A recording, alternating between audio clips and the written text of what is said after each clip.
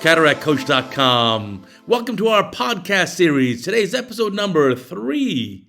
And we're talking with 3 young residents. These are senior residents at the UCLA Jewel Stein Eye Institute. And we're talking about the future of ophthalmology from their perspective. What were the challenges in their residency training program? And this applies to residency training or resident or registrar training across the planet. And what are some of the pearls? What are some of the challenges they're going to face? What's the future of ophthalmology going to look like? I think you'll really enjoy this podcast. A little different from the first 2 podcasts where we had Drs. Osher and Lindstrom, 2 huge names in our field. But it's time to hear from the other end of the spectrum, the young doctors who are just starting out on their careers. Let's learn from them. All right, welcome to our Cataract Coach podcast, episode 3 now. Our previous 2 episodes were very world-famous ophthalmologists, and today we've got 3 young ophthalmologists in training. So, senior residents here at UCLA. And I'm going to start off by asking, please tell us a little bit about yourself. Kind of what's your journey so far, where you grew up, college, med school. Why did you choose ophthalmology? Why did you come to UCLA? Yeah, I'm happy to take this one first. My name is Gio Campagna. I'm one of the senior residents at UCLA. I was actually born in Iowa because that's where my dad did some of his ophthalmology training. But after that, he owed several years to the military, so he moved to San Antonio, and I grew up in Texas.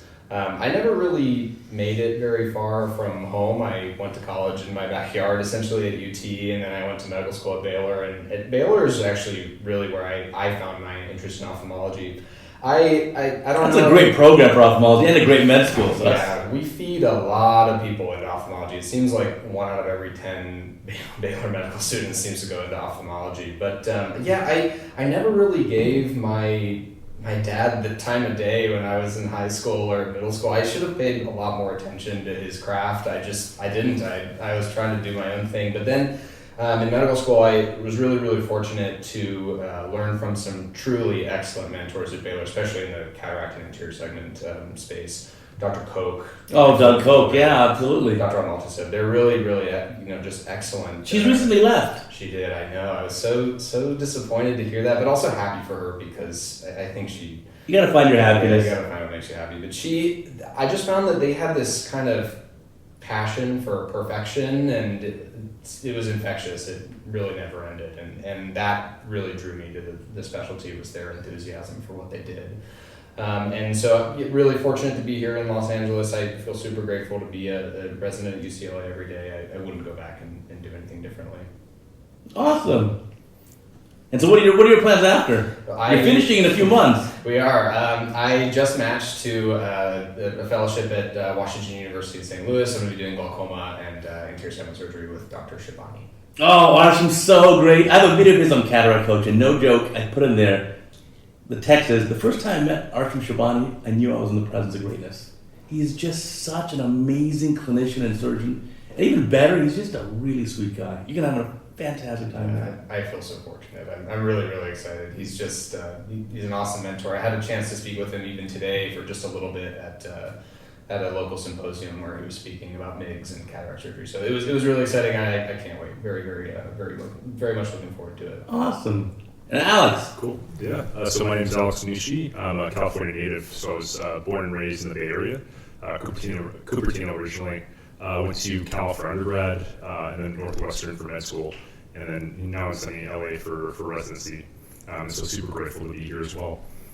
I think my interest in ophthalmology sort of started actually in college. I did some eye research. Oh wow, early. Yeah, so pretty early on, just looking at like lenses in mice. And then I think my love kind of really sort of blossomed in medical school. I was really lucky to have to find a really great mentor, Amani Fawzi, who you've actually met, I think. She was one of our residents. She was amazing. Yeah, she was great, and she really helped me kind of nurture my interest in ophthalmology, and really helped me commit to the specialty overall. Amani was unbelievably amazing. So when I was chief at Olive, when she was a resident there, she had already done a complete set of training outside the U.S. And so whenever there'd be some unusual retinal-like white dots, everyone would say, Amani, come here, help me, what is this? So she was teaching me, even when she was a resident. She was fantastic. Yeah. What an amazing person. Yeah. I'm very lucky to have met her and been mentored by her. So. Oh, that's really neat. And then what are your plans after? So looking at going into private practice, pretty close to signing a contract up in the Bay Area. Oh, fantastic. So So we'll see how that goes, but I'm really excited for it. Do you have any particular interest for practice?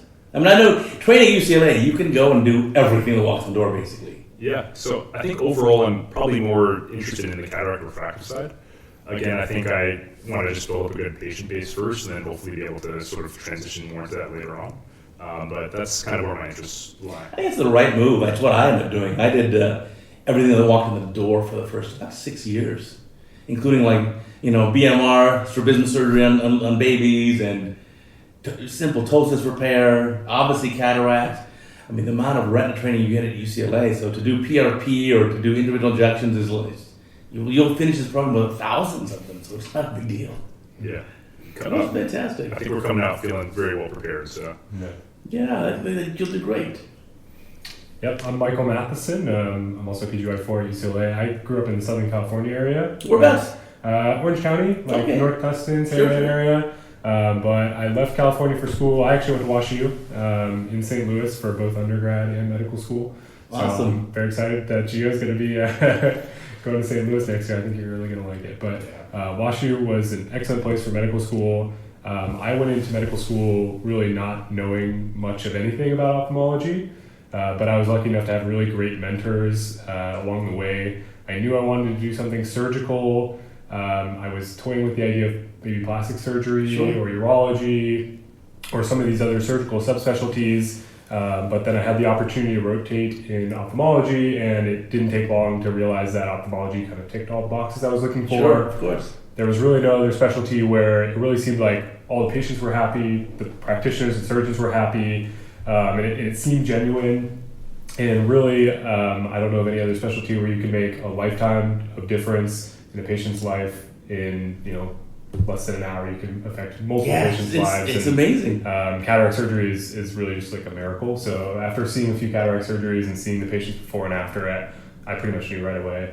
And on the topic of mentors, I had a few great mentors, Dr. Mort Smith, and John Land, who made my approach to ophthalmology very easy, which wasn't the case for all of this other specialties I was looking at. So, and I love it. Yeah, it's amazing.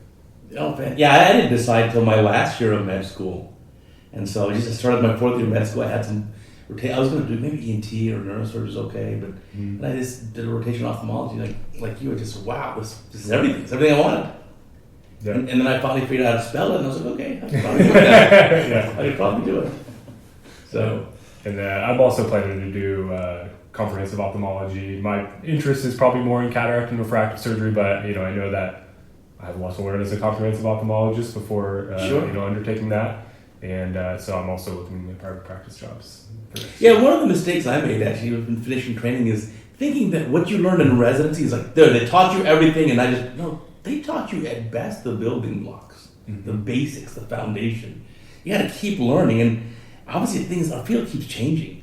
Well, the way you operate today is not how you're going to operate in 5 or 10 years. There's no way. So you got to kind of keep up on that and keep up with the changes.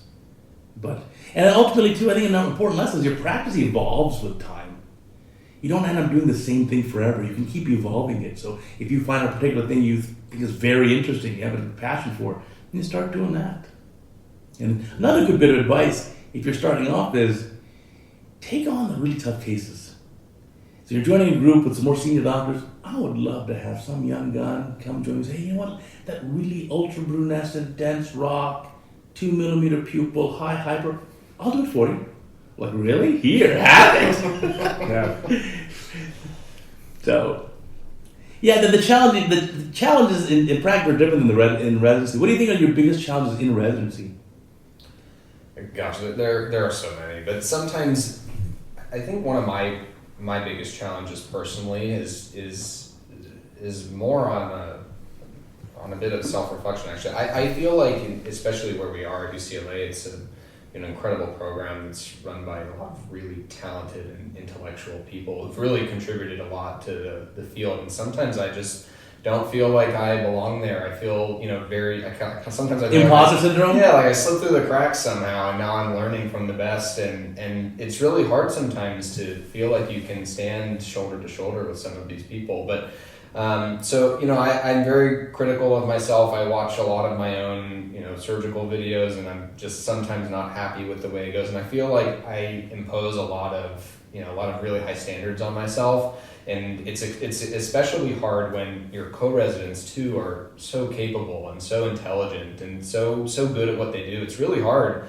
sometimes, I feel like, to, convince yourself that you're the best version of yourself that you can be. But fortunately, all of my co-residents are super supportive. I think we have a terrific culture of support, especially among our peers, and a lot of the leadership that actually manage our residency program. But even still, sometimes I feel like you're your own biggest critic, and every day that I'm in the OR, I walk out of a case feeling like I could have done something better. And so sometimes I think that some of the biggest challenges are just, learning to accept that you've got a long ways to go and there's still a lot to learn. So, but it's all part of the journey. You got to be your own toughest critic. I'm still my own toughest critic even now, so that's like a great sign. The imposter syndrome thing. You guys feel that at all too, a little bit? A bit, yeah. And I think especially when you look at your co-residents, and it's funny because all your co-residents are probably thinking the same thing. 100%. When you compare yourself to one another, you think, well, this resident has done all of this research and all of these surgeries, and so yeah, I think everybody probably feels it. Yes, I'd agree. Get really close to the microphone there, buddy. The other thing I'll say to that point, that actually I really personally enjoy this, especially amongst the three of us, but we frequently send each other all of our surgical videos. I mean, if you go through our phones, like our text messages, you'll find surgical videos several a week. And sometimes I'm kicking myself watching one of their videos and thinking, well, why wasn't my wound this good? Yeah, why wasn't for sure. my rexus this round? It's all constructive, and I feel like that's really helped me to get better and better and better. Yeah, I think we make a point to not just send the pretty 8-minute cases or whatever, but sending the ugly ones that That's how you learn. What happened here? I mean, Alex, did you see that case on CataractCoach yesterday? I did, yeah. It was give the brief synopsis because people don't know what kids talking about. So I believe the case yesterday was an expert surgeon who just had a really, really tough case of floppy iris. Just a really, really tough case, and it looked like everyone was kind of suffering in that case. So That's the amazing is that surgeon is incredibly talented and has tens of thousands of kids of experience. So that kind of like lightning strike happens to all of us, and sometimes, boy, it hurts. But you see cases like that remind you that we're all human too, and the imposter syndrome thing is totally natural, totally normal. In fact, you think back, you probably had it throughout your career, right? Everyone has this. In med school, like, oh God, these kids are so much smarter than me, right? And then somehow you end up AOA, and oh wow, how'd that happen? Well, I got the residency you wanted. So no, you'll see. It's a good thing to be a little bit of have the imposter syndrome a little to a small degree, but also to be your own toughest critic, because that's how you learn. Yeah. And no one's gonna be as hard on you as you will yourself. Yeah, and I'm finding sometimes too that I even wish our faculty were a little harder on us, because sometimes I walk out of cases without much feedback at all from them, and in my head I'm going through all kinds of things that I think could have gone better or gone differently or I should have done differently, and so it's a sticky climate though. Let me tell you, I bet. there are some med students, residents who may complain about like, well, the attending was too tough on me, and I guess there's some sort of balance.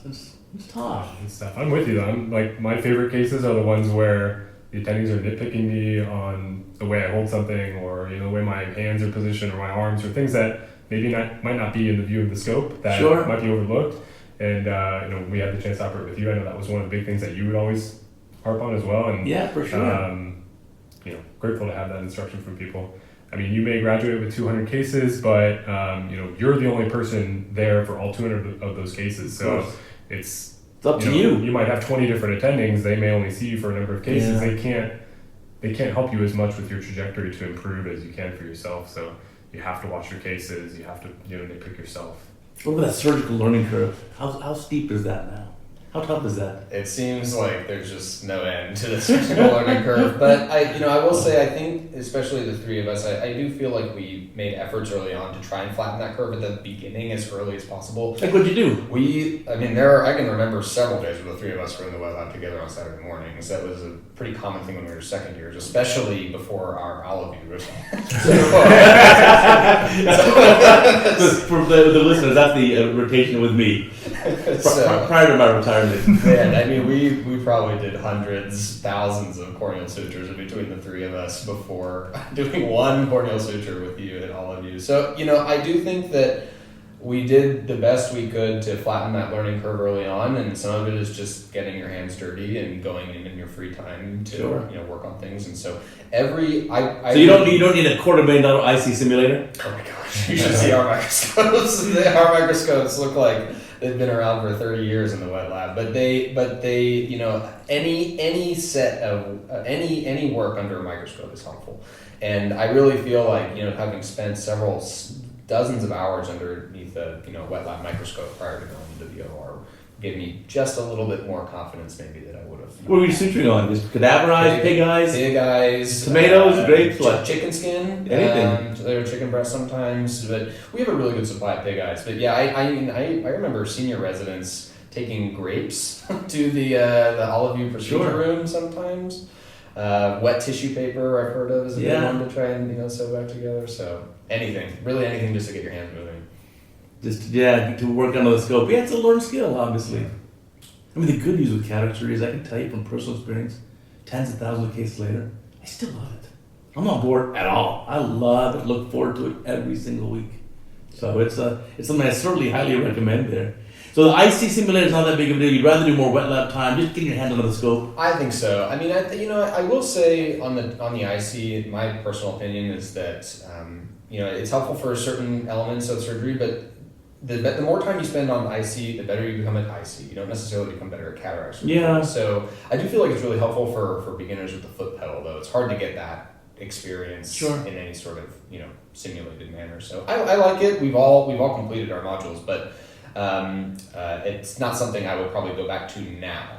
Early on it's helpful, but now I'm not so sure I would go back to it. I personally actually really like the IC, so I do agree that the microscope, just the wet lab microscope, is probably the best. But I like the IC for the Rexus mainly, and then also and also for just improving my left hand dexterity. So, teaching you to pivot the incision basically, or pretty much, yeah. Yeah, it doesn't punish you though for not. So that's one thing, Speaking of non-dominant hand dexterity, like left hand dexterity, do you also do other things like shave, brush teeth, eat with your non-dominant hand? Ever since I started watching your videos and kind of operating with you, absolutely. And then also, what else? I've tried like just writing with my left hand. Sure. And then again, like working on the IC with my left hand, like trying to Rexus with my left hand, doing suturing with my left hand. Sure. I feel like that's all been very helpful for that in the OR. Is residency long enough these days? And I ask that because, just think of this question. I did the same 4 years you did. I learned like half the material. Half the things didn't exist. I mean, there was no OCT machine, there was no anti-VEGF, there was a lot of things that were very different. Yeah, that's a terrific question.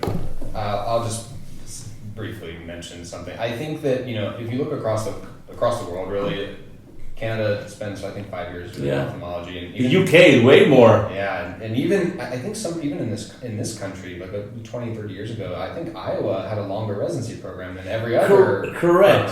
So it was an extra year. It was an extra year, and it's tough. I don't really know what to make of it because you only know what you know. Sure.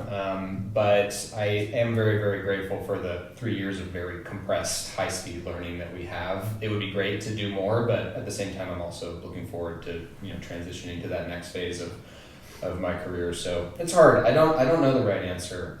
But you gotta.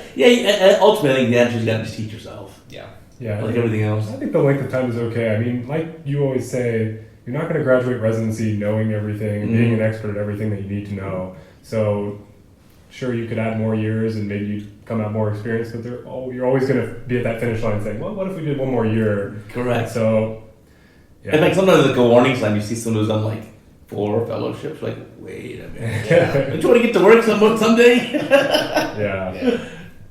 Yeah, one day you got to make that jump from being a trainee to a practitioner, like solo practitioner. So it's a little unnerving when you get your practice on your own and you start operating and there's no one next to you to help, no one you can call, at least not on the spot. Like, to come in the room? Yeah, to that point, I will say one thing that I think has been a positive change Which is what? The integrated internship now. Now it seems like... Is that nationwide now, all programs? It is nationwide, and all programs have their interns spend somewhere between 3 and 6 months. So it's now kind of turned into a 3.5-year residency, so to speak, but I think that's helpful. Yeah, I'm curious if residents graduate at a higher level with that, but they definitely come into the PGY 2 year with way more experience. I know on my first day of PGY 2, I hardly knew how to see the retina, and I'm here on a consult service. Now, the PGY 2s come in and they're doing AC taps and wow. I think there's a lot to be said for that, but I don't know if that, Hopefully in pseudo-fake patients. But it's tough. What do you think? You've seen countless residents go through and graduate, and honestly, there's something we never even talk about. There ends up being like everything else in life. I hate to say it, a bell curve. Yeah. Not all residents who graduate our fancy program are amazing. There's a spread. We try to push everyone as far up the bell curve as we can. Mm-hmm. But ultimately, I think the people who do the best and get the most out of residency are the ones who are just self-motivated to do that. As you know, in our program at Prairie, there's no spoon feeding. So if you expect to be spoon fed, you really do fall behind. You got to kind of push it yourself and make sure that you're, achieving what you need to achieve. So I think another important thing is that ultimately it is the horse, not the track, that wins the race. I think a good horse can really race on an A-track. So whether I did residency at UCLA, which I'm grateful for, or University of Nowhere, I think I'd be in the same position I'm in now. I don't think it makes a difference. You just don't. And I can look back, on CataractCoach.com, I got a list. If you do, they click on the About Dr. Devgan, I have a list of all former residents that I worked with. And almost all have a hot link of where they're practicing now. Well, they're doing all kinds of things. So you can use this as a springboard to residency and then jump to anything else. And it really doesn't determine the fate of your career. Yeah. So I'm glad you guys trained at UCLA. It's fantastic. I'm glad I got an opportunity to actually scrub with each of you in a lot of cases. But even if you trained at Baylor or Northwestern or stayed at WashU, you have a great outcome. You still be the same person. It's a really interesting point, because I absolutely believe that that's true, but at the same time, I feel like, especially with the people here and the people at this table, I've been the best version of myself as a trainee that I could have been, and you never really know if that's going to be the case at some other places. So I'm very grateful for where I am. I still wouldn't go anywhere else, but you're right. I think that a lot of it comes from the individual. Yeah, it has to come from within, for sure. Yeah, there's opportunities everywhere, but it's up to you to take. So yeah, you got to be self-motivated, I think is really the important thing. And then you keep learning afterwards. I learned by making those videos. I had a case that is not published just yet about phacomorphic glaucoma. Really interesting bilateral case sent in to me from Brazil. And the patient had bilateral same-day sequential surgery to resolve it. But I just said, before I make the voiceover for this, let me just do a deep dive and kind of let me learn everything I need to learn about this. Because I don't want to put some wrong information out there. Because when was the last time you saw a case of bilateral phacomorphic glaucoma? I've never seen one. So yeah, it's up to you to kind of do some homework and make sure about that. Now, how do we select for good residents? This is a tough question, because now we're in the era of USMLE step 1 score, grades are not given anymore, it's pass-fail, AOA is deemed to be like out the door. And post-COVID interviews are done over Zoom. You don't even get to meet the applicants in person. So I don't know. Yeah. So we were talking with a particular program director who was just kind of going through the struggles of what's involved in finding the right trainee or the right set of trainees, and it seems really, really challenging, because not only are you looking for individuals that have earned their own, they've earned it by merit, but you're looking for a group of people that are going to work very well together, people who've never worked with each other. And I think it's really hard. I don't envy that position at all. I think it's really, really challenging. I'm not really sure what I would recommend, but I do think that somehow our program directors have put together a group of people that get along very, very well with each other. But how they do it, I'll never really know. I love your interview question of what is your ideal day in residency. I think it's a unique way to kind of get into the minds of the applicant and kind of see what are their priorities, and especially the priorities around training. And I know you've told some stories about good and bad answers to that question. Yeah. So, your ideal day of residency, you should be describing the program at which you're interviewing. Yeah. And that's what they want in mind, right? Yeah, it's tough when you're, doing pass-fail for everything, and it's a little tougher to weight past experiences of applicants in that way. I'm hopeful that interviews and things will go back to being in person too. I feel like I can't imagine programs really feeling like they can get to know applicants through, a 1-hour Zoom session, as opposed to having them be there in front of you for multiple interviews. So continuing on that same topic, what are your pros? If there's some med students who listen to this, what are your pros for getting into a reasonable program or a program that, suits your personality? Yeah, so I think, again, as we were talking about before, it's, I think, really, really important to find a good mentor. I think that's huge. You want to find someone who is going to go to bat for you with your letters, someone who's going to support you. And I think that's probably the biggest thing. Sure. What about doing an away rotation, the programs you really love? I've heard different things. I personally didn't do any away rotations. I didn't either, but that's along another generation. Yeah, I've heard that they can help you and they can also hurt you. So again, I don't have any personal experience doing away rotations, but I don't know if they're absolutely necessary. I think it could be helpful. I did an away rotation, and I kind of learned from my away rotation that the style of that program really wasn't for me, even if it was a great program and a well-renowned program. I didn't have an away rotation at UCLA, but one of the things I think maybe is helpful for applicants is to figure out what kind of learner you are.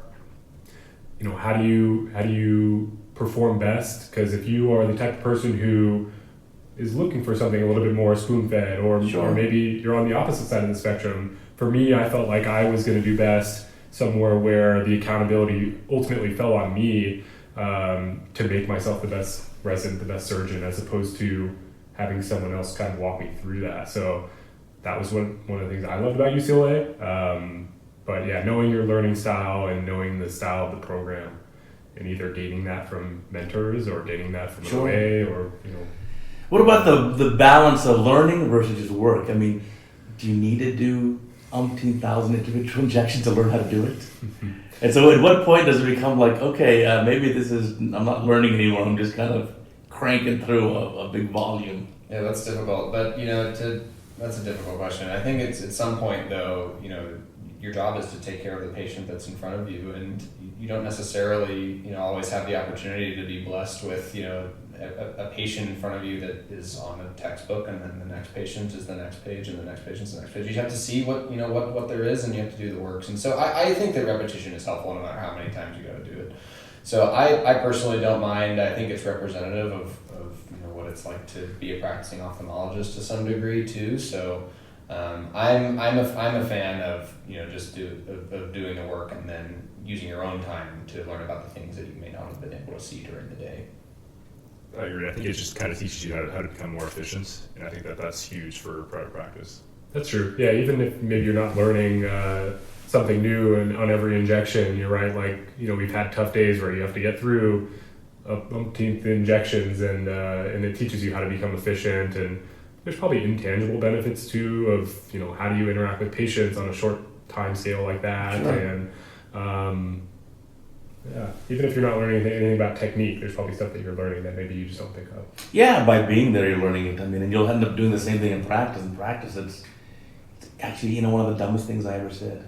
I've said many, but when I was a senior resident, I said, I can't wait till I'm in private practice because it'll be so much easier.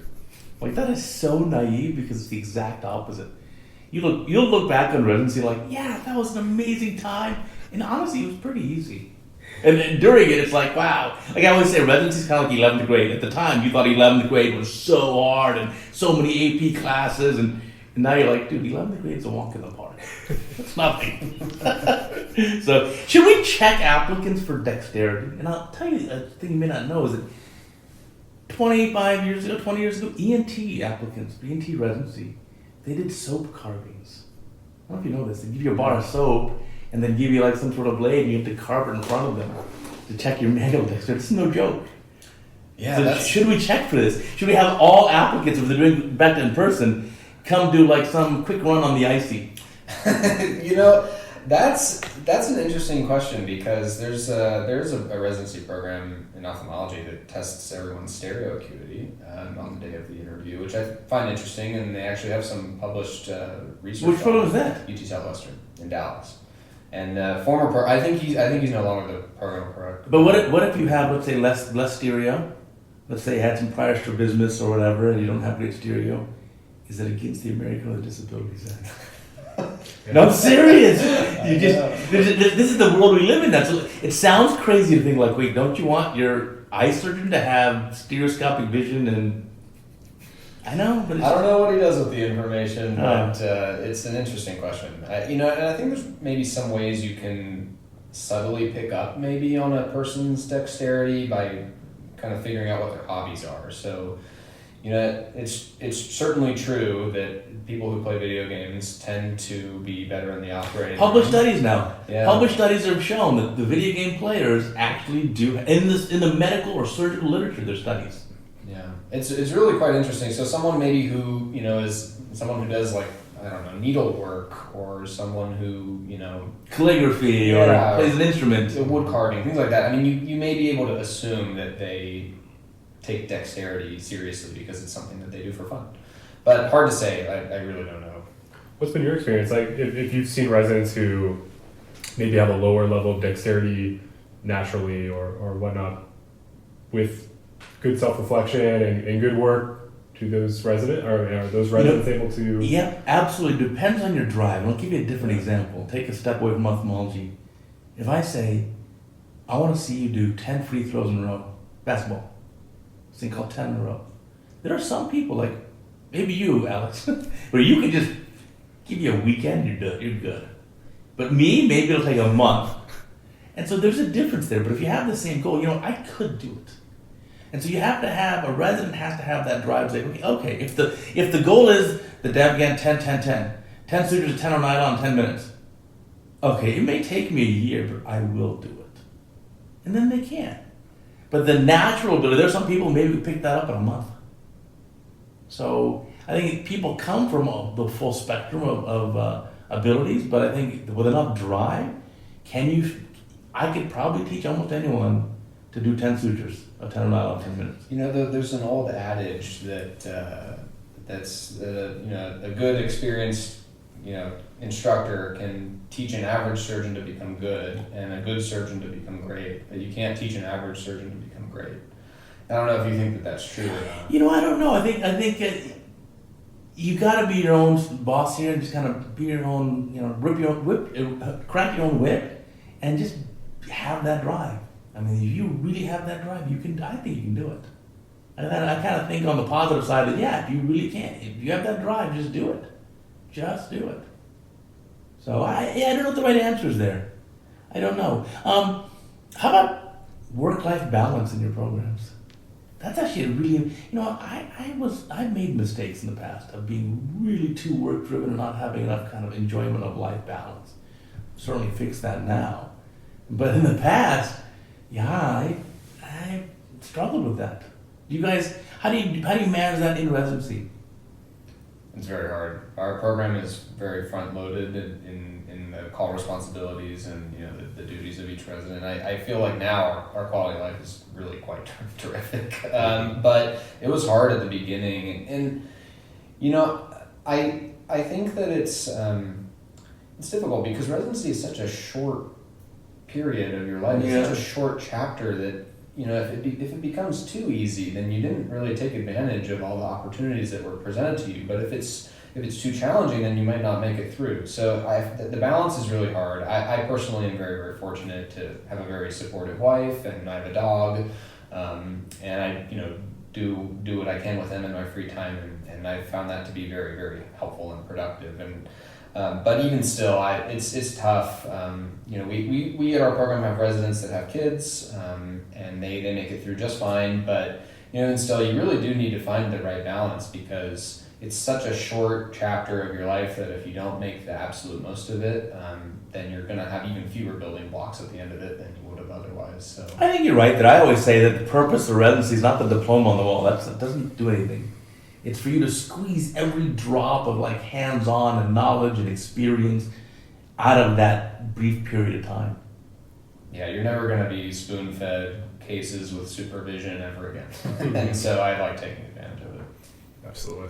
Yeah, I'd agree. I think it's been kind of tough overall. It sort of fluctuates. I think it's sort of fluctuated over the last couple of years.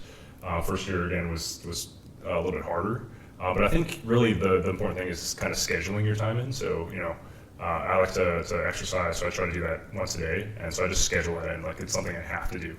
And so I think for the things that you really want to do, you just make time for it, and you just prioritize it, and you can probably get it done. Are we training enough residents? There's still about the same number of residency spots every year, 450, 60, for probably the last 20 plus years. And with our population getting older and growing, if you look at the volume of, let's say, cataract surgery done in the US, it's growing every year more and more. Are we training enough ophthalmologists? And not all ophthalmologists are going to work full time even. So is 460 new ophthalmologists a year enough? What do you think?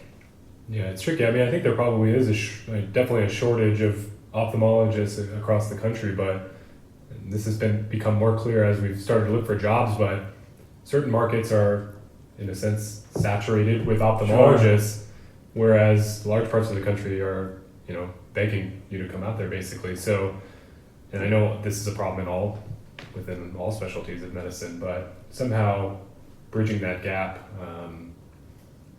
I don't know if that means more ophthalmologists is going to really fix that problem, though.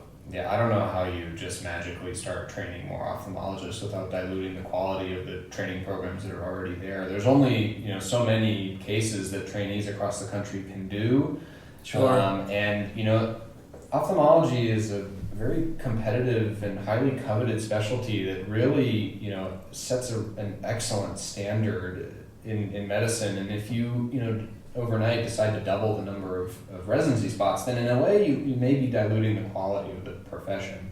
But on the other hand, it's very difficult because, from like a political and legislative perspective, optometrists outnumber ophthalmologists like somewhere between 4 and 7 to 1, depending on the state that you're in. And so having, a bit of a bigger voice would be really, really nice.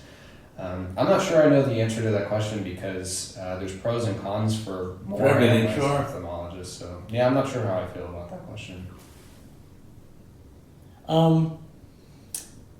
Do you learn about the business of ophthalmology? How do you do that? Because residency, you certainly learn the basic sciences. You got the academies or the BCSC books. You go through all 5,000 pages of that. Commit that to memory.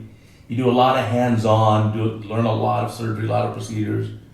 But that doesn't teach actually how to practice. How do you pick up these pearls of how to practice ophthalmology? I don't know how anyone does it.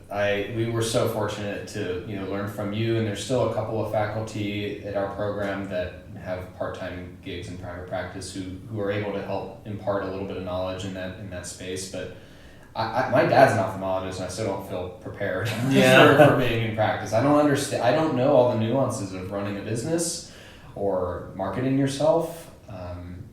It's something that you just don't learn. We've been very, very fortunate to gain a couple of pearls from you, but you've also done a really, really terrific job of getting us involved with industry. Several times in residency, we've had dinners with representatives from major corporations that are involved in ophthalmology, so that's been helpful. But even still, it's not. I think some of it's just on the job training too. Yeah, I agree. I'm coming out not feeling super great about that area, and I think that's kind of a common sentiment. Well, that's because if you're joining a group, you'll have mentors there in your group who can, kind of show you the ropes and show you the way. Just, keep that open mind, that enthusiasm, that thirst for more knowledge. I think you'll do great. And speaking of the consulting stuff, I think one thing I really encourage people to do, I made a video of this, you should get involved in ophthalmic consulting, working with the companies. Anyone have interest in that? Yeah, I'm definitely interested. I'm interested to hear how I know you used to have even more consulting as part of your, Yeah, things changed a lot. So, in the consulting world, we started off first that it was really a tremendous amount of fun. I mean, the idea is you're going to work with the companies to basically develop the future of your specialty. To work with the optical engineers or the fluidic engineers to go through the, making the next generation phaco machine. Because there are ophthalmologists who are involved in helping them decide, hey, what should we do next for a phaco machine? So I think it's a neat thing to be involved in. Certainly, you don't do it for the money. Since they've passed the pharma guidelines and the AdvaMed guidelines, which are the ones for the device companies, basically saying that you'll be paid for your time. And we're not going to retire on this. But I think the nice part is being able to just influence the future of your field. Yeah, it also seems like it's a very useful way to stay engaged and remain, active, because this field is, rapidly changes. I feel like there's a new device every 6 months, and it's easy to become complacent and just stick to what you know and do what you do. But then you may not be doing your patients a service. So it's a helpful way to, I think, stay active and engaged, and it's something I look forward to, especially as an aspiring glaucoma specialist. It just seems like there's a new mixed device every couple of months, and there's always something to learn, always something to follow. So I really like that passion for finding the next best thing. I think it's really infectious. Yeah, speaking of which, so where do you think, you're doing glaucoma now, we'll call you Dr. Glaucoma. So where's the field going? Is it just more and more mixed devices, or what do you think? I don't know, but it does seem like angle surgery is a really hot topic right now, and whether it be with MIGS or now there's a term called MIBS, minimally invasive bleb surgery, which is, I guess, in reference to like the Zen or the Preserflow microshunt. But either way, it's really exciting, and I think that it's becoming more and more accepted that cataract surgery, with or without MIGS, is a very, very legitimate intervention for patients with mild glaucoma. And the dogma that glaucoma needs to be tubes and trabs is just not necessarily the case. So I think the role of cataract surgery and minimally invasive glaucoma surgery is becoming a lot more apparent, and it's a lot more exciting. It's really making meaningful difference in patients' lives, and it's what drew me in. I think the people who are really at the forefront of this particular industry are so exciting, and I'm really excited to be able to offer a lot to patients, even those who have very mild glaucoma. So I think it's a great field right now. Everyone's looking for a glaucoma specialist, and I'm really grateful for the program where I'll be at WashU. They seem to just do a terrific job exposing their fellows to everything: glaucoma surgery, anterior segment surgery, MIGS surgery, cataract surgery. The breadth of the field seems like it's growing every day.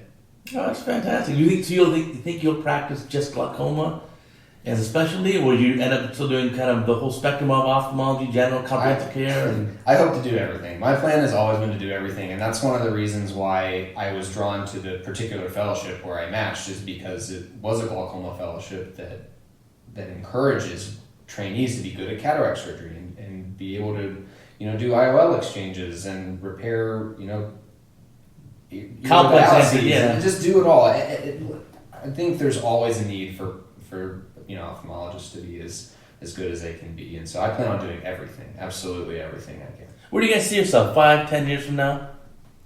Hard to predict, obviously, but what do you think? Yeah, I hope to be in a private practice scenario, hopefully really starting to build out a niche in like a cataract refractive type practice.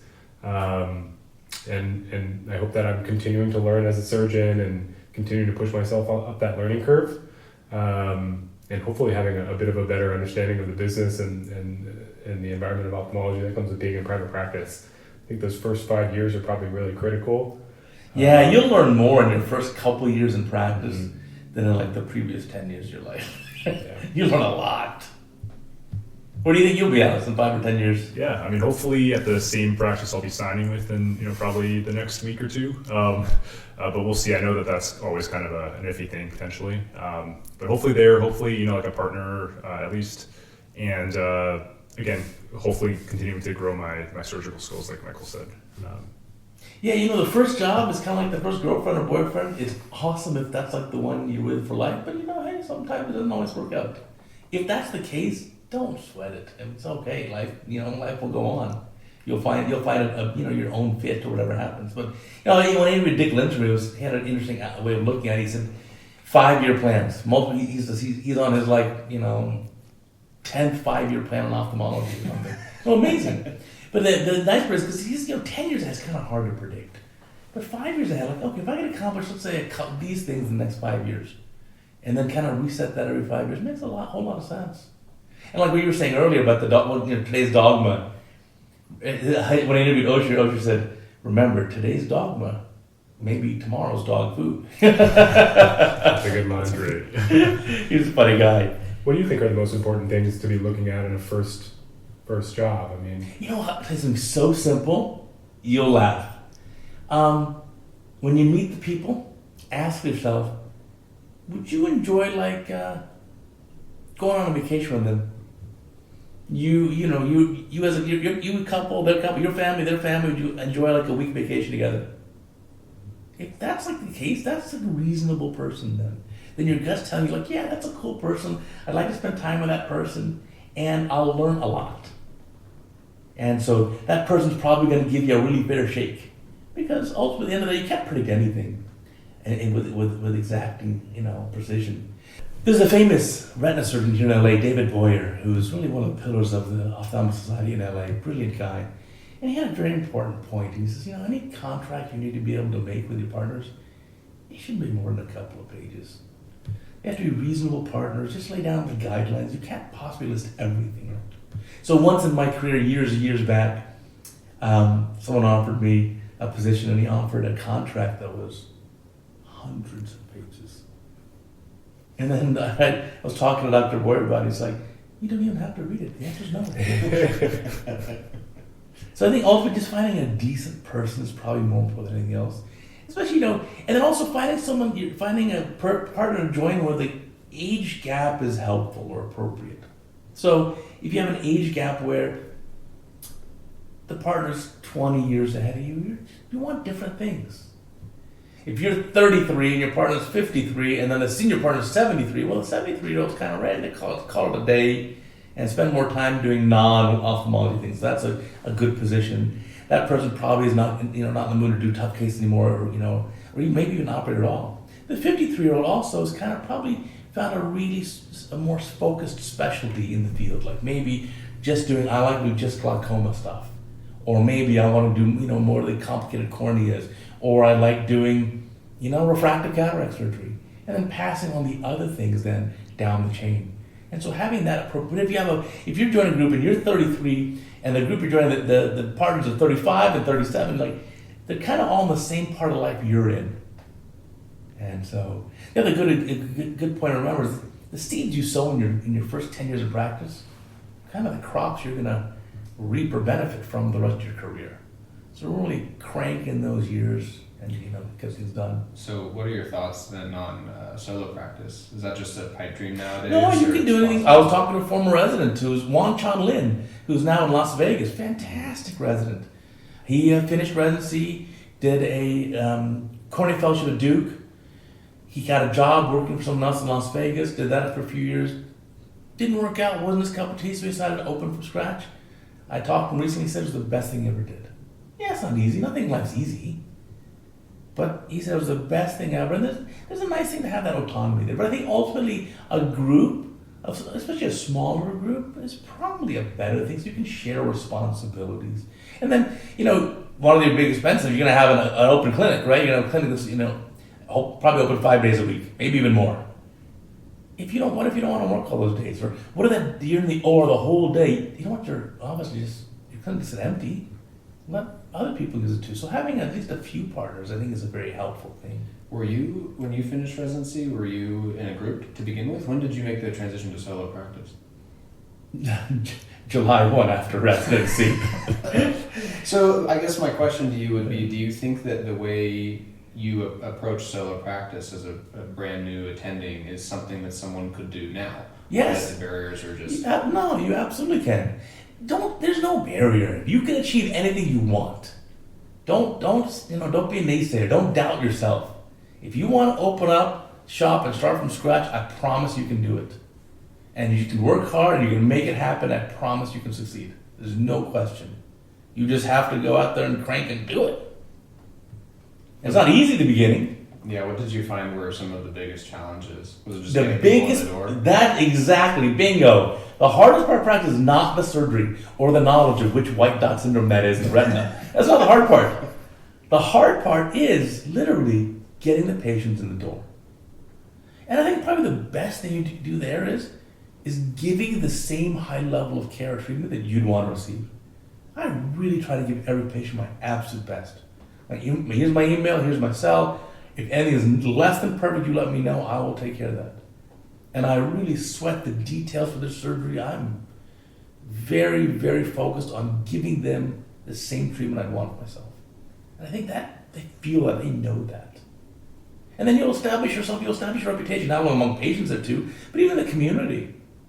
There's a young ophthalmologist in LA who did a cornea fellowship and just seemed like a real great guy.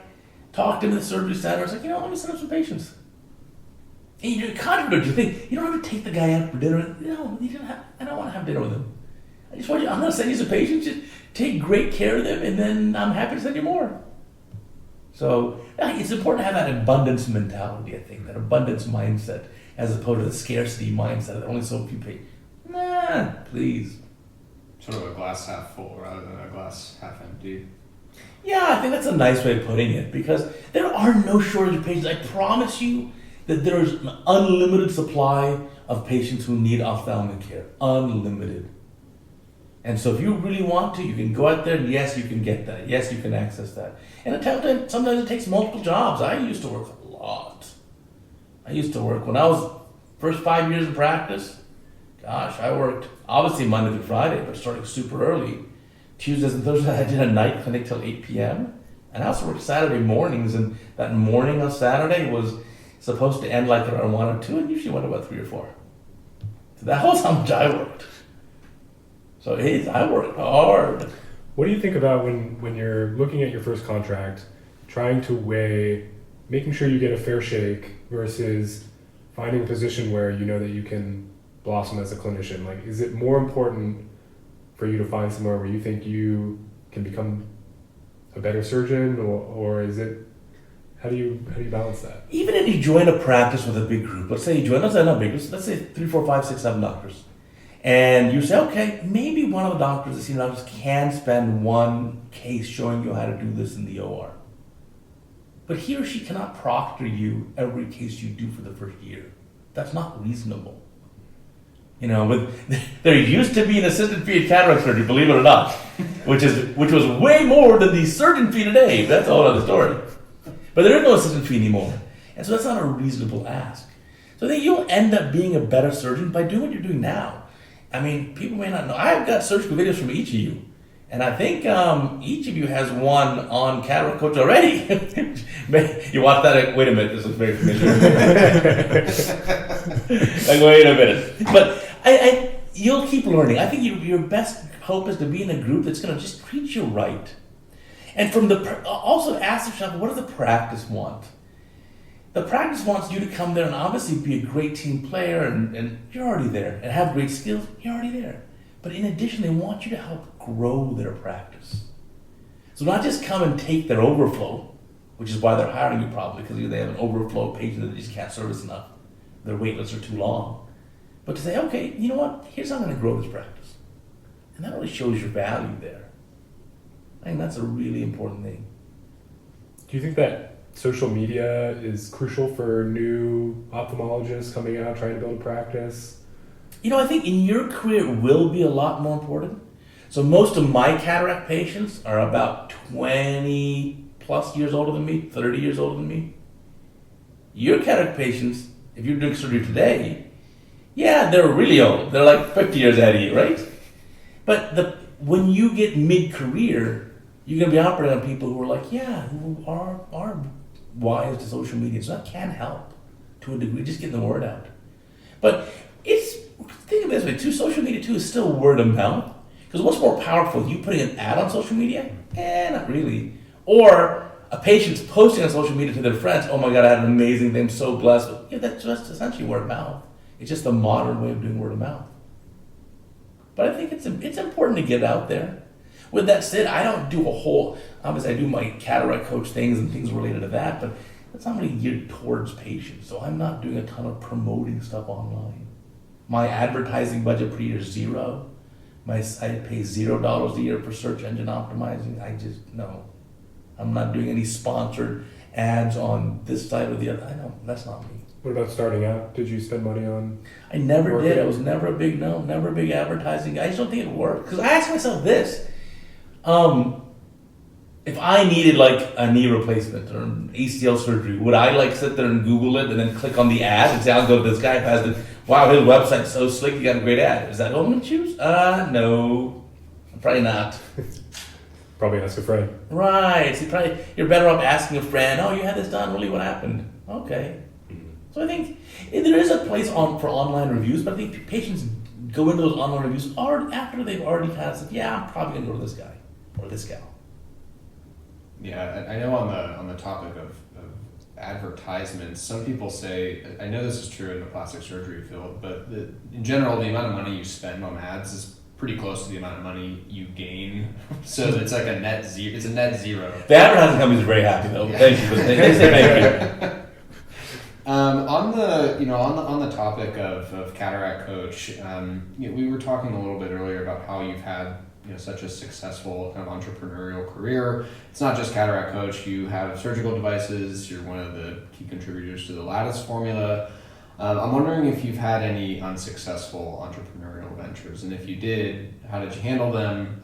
Or do you have any friends or peers that tried something experimental and it just didn't work out? Well, if any baseball player tells you that they bat 1,000, I probably wouldn't believe them. If they said they're batting like 350, 360, you're like, wow, you must be very good. So similarly, for those who don't play baseball, listen, if 30% or 40% of your ventures are super successful, well, that's fantastic.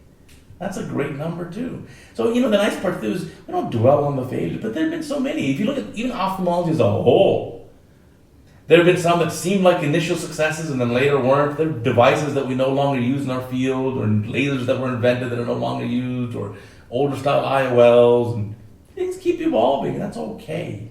I think the idea is to keep trying to innovate, keep trying to think differently, think, what can I do to make my surgical procedure better, to give better results to my patients, and then just kind of follow your passion. I don't have any rhyme or reason of which projects I choose. I just choose the projects that I enjoy. So could I do some research and some project on geographic atrophy of the macula? I probably would have to call Amani Fawzi to do my homework for me. Because she's way smarter than me. I have no idea. And I don't have a desire to really just go down and just deep dive into that topic. But I think cataract surgery, to me, cataract surgery is the world's best video game. And 3 decades, 25 years later, I still love it. And so for me, how do you make a new cataract? I gave a lecture yesterday in Utah at their state signing meeting. What a great group of ophthalmologists. And someone asked me, well, how do you just do a video every day? I'm like, I'm just passionate. It's not that much work anymore. And I said, plus after you do 1,700 of them, I kind of got it down to a science. So I'm pretty good. I was most impressed when you showed me a queue of videos even. I kind of pictured you kind of doing it maybe a couple of days in advance. But No, like I show you my desktop here, check it out. There's 1 week, 2 weeks, 3 weeks ready to go on my desktop. I just got to get them uploaded. Yeah. So I have a full-on queue of at least a month usually. And if I need to put a video up sooner, I can actually shovel things around and change it, but...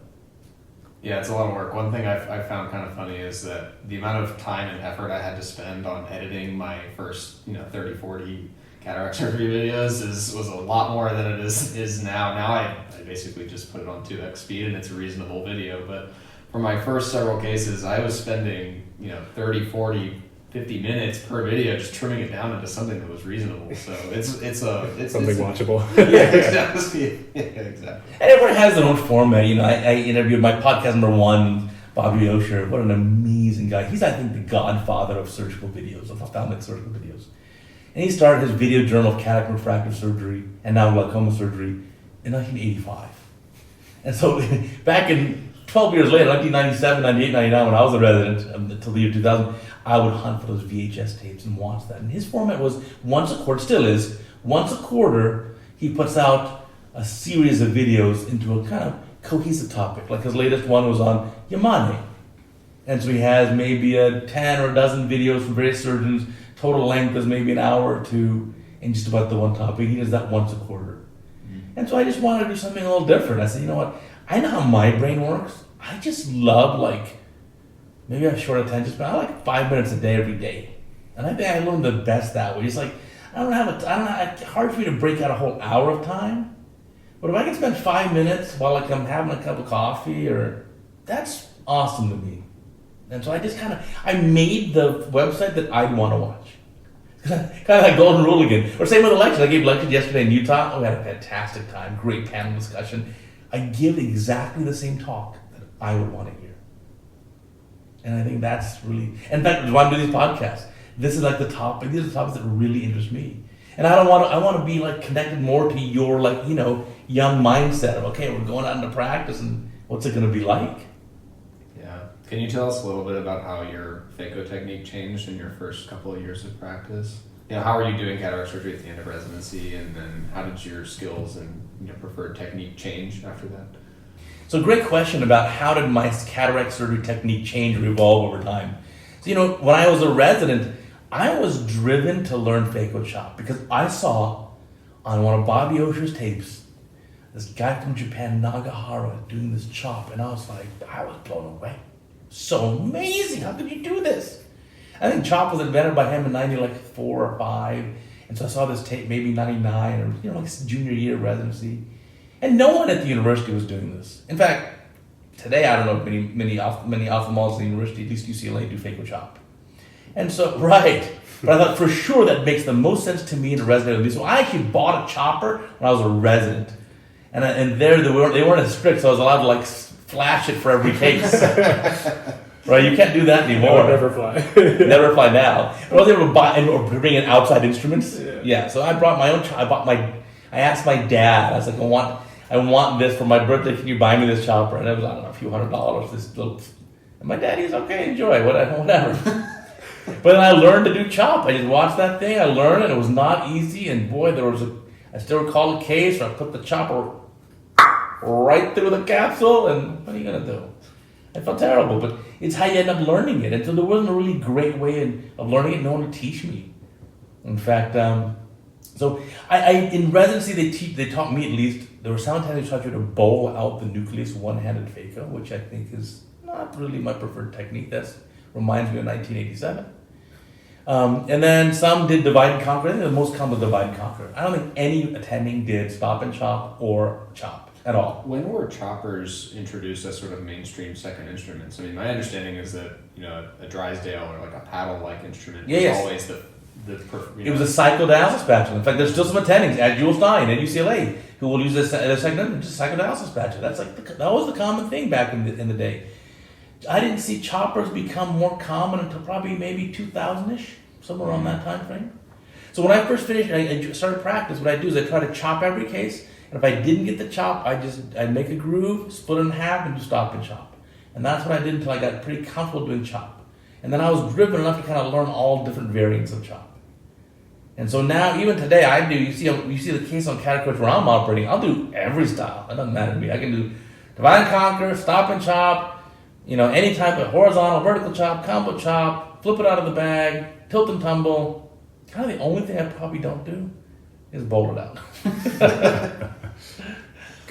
I've heard a common theme on that subject of attending or, after finishing training, people become enamored with the idea of becoming faster and faster. Oh, don't rush. But then, then they realize that it's not about speed, it's about precision. And you're totally right. I made this mistake myself. If you look back on CataractCoach, there's a video, I have to look at which one, where I'm critiquing a surgery that I did in 2006. Yeah. So 6 years post-residency. And in that video, the 2006 video was obviously it's not even in HD, it was in standard def. And I critique it because at the time I thought it was so slick that I did the whole case in 3.5 minutes. And I go back and I watch it now and think, what was I thinking? Spend an extra 2 minutes and make it like beautiful. So my goal now is, yes, I want to be efficient during the surgery, but I have zero rush. And if I need a few extra minutes to do this, that, or the other, I'll definitely do it. My goal is to have the surgery as beautiful, as pretty, as precise as possible. So yeah, the incision, I'm not just going to stab it, it has to be pretty. The rexus has to be really pretty.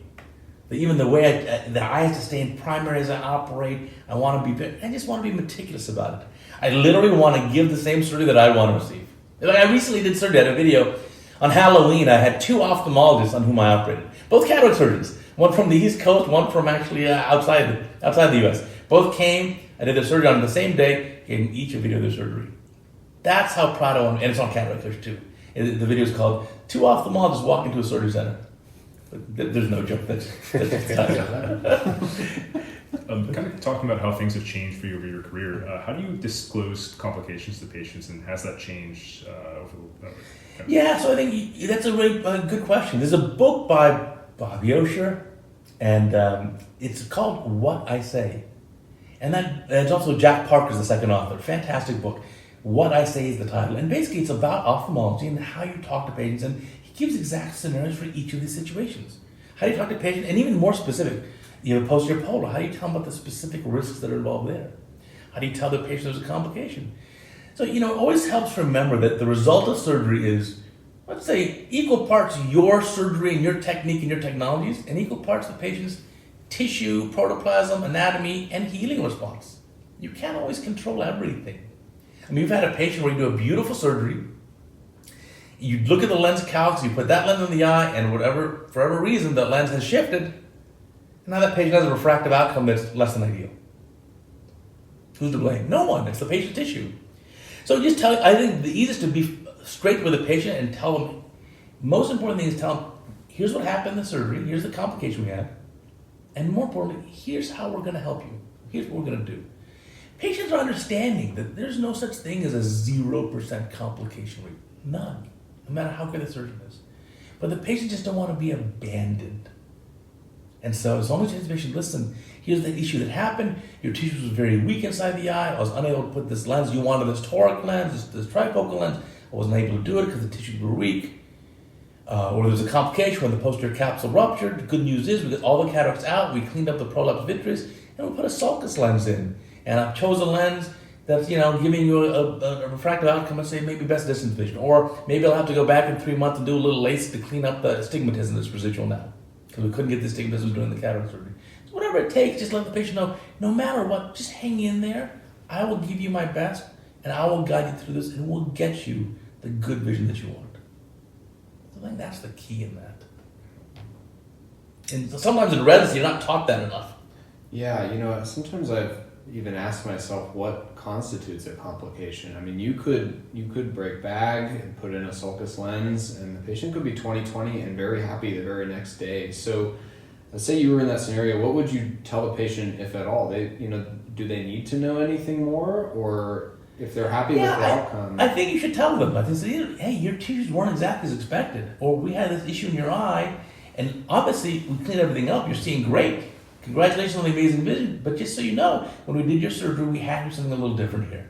Normally, we put the lens in the capsule bag. In your case, we had to put we call optic capture to kind of explain. We did this tissue was weak, so we had to improvise a little bit. Good news is it's very stable. Everything looks great. And you're going to do fine. But let's just watch you a little more carefully in the post-op period. That's it. Yeah, I think that's a really good point, because I guess, while it may seem really, really great then, it may not always stay great. And, if 3 months down the road the patient has chronic CME, or Correct. They have a lens dislocation and they're wondering, Right. I thought everything was perfect on the first day. Maybe you didn't do yourself well. Or have them go to somebody else, and then all of a sudden tell them, oh, you have this different lens that's normal, and Right. that's why the last thing you would want. Yeah, you got to be upfront with the patient. Just tell them everything. Literally, give the same treatment you want to receive. If I'm having a surgery, even if it's on my ACL, let's say, and it doesn't go quite right, I want the orthopedic surgeon to say, hey, you know what, here's the issue. Your tissue, this, and that, and the other, or we had this issue, we had to do something different. Okay, thanks for letting me know. I mean, it is what it is. Yeah.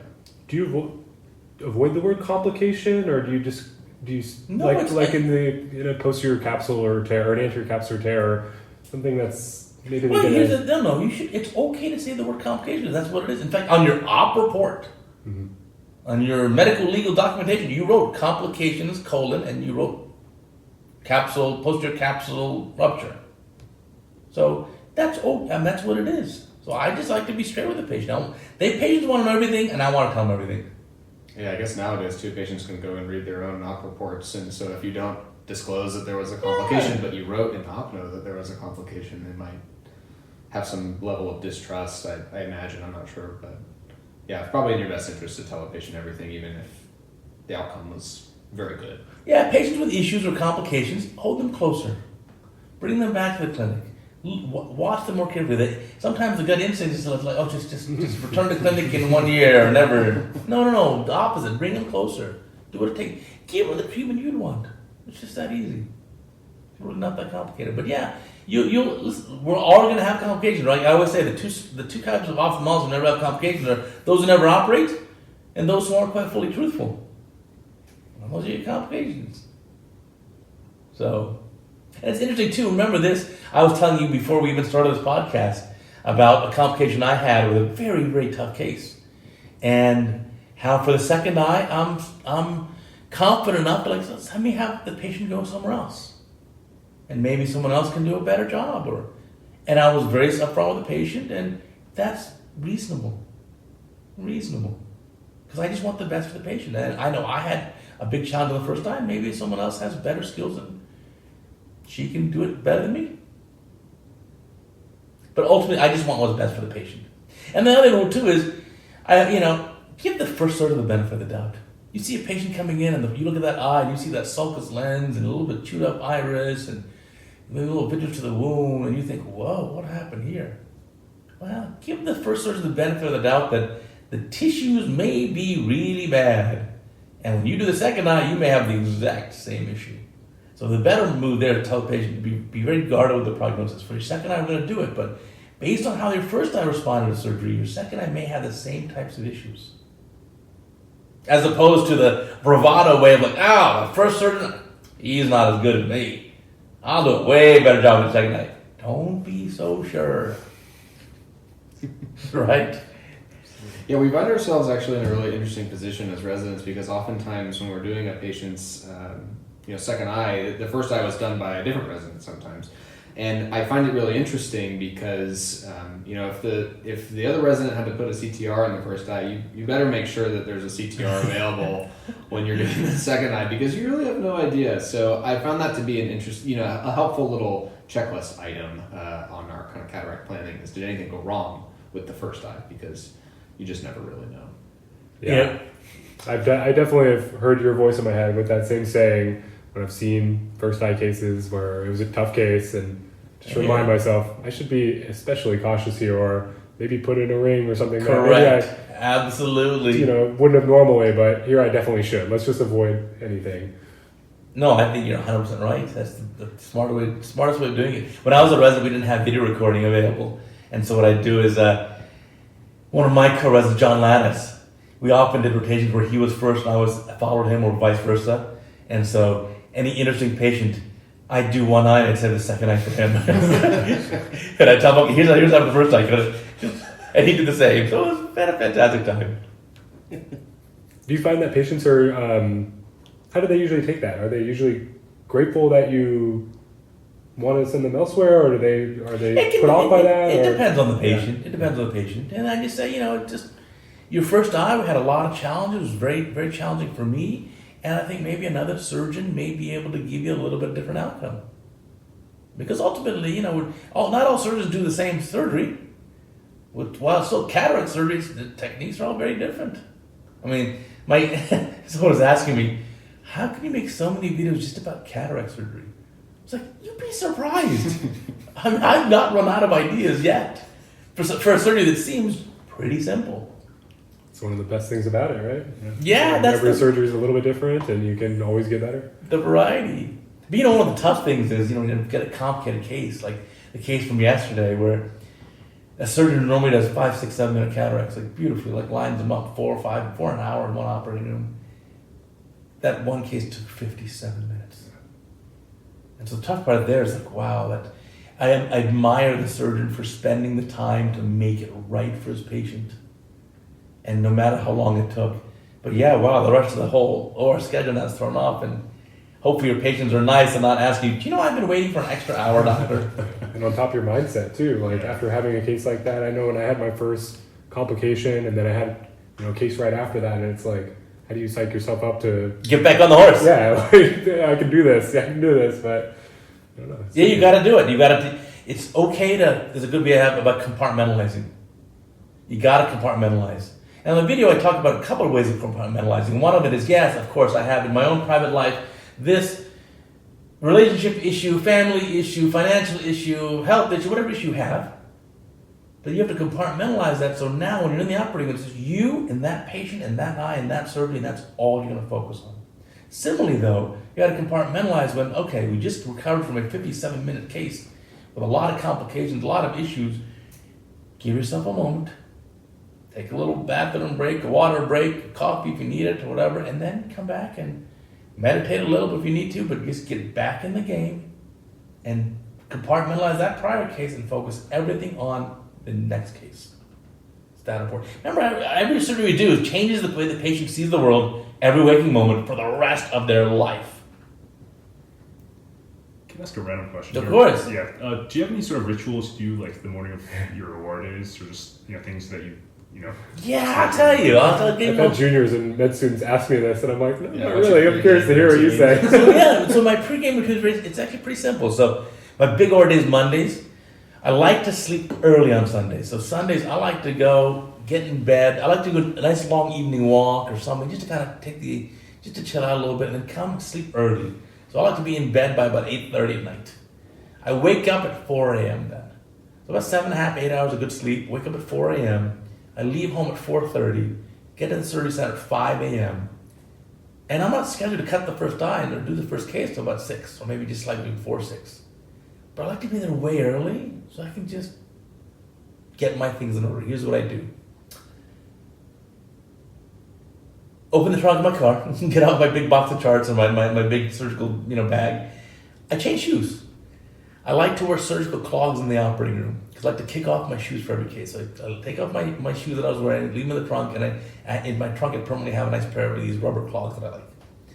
So I'll go to the surgery center, check in. We have our whole process there where they'll check my temperature, the COVID things, and whatever, and okay. And then I go in, change into the surgery center scrubs, and get prepared and this and that. I like to then pre-scrub. So I'll go and scrub my hands, spend a good amount of time just kind of relaxing and then scrubbing my hands.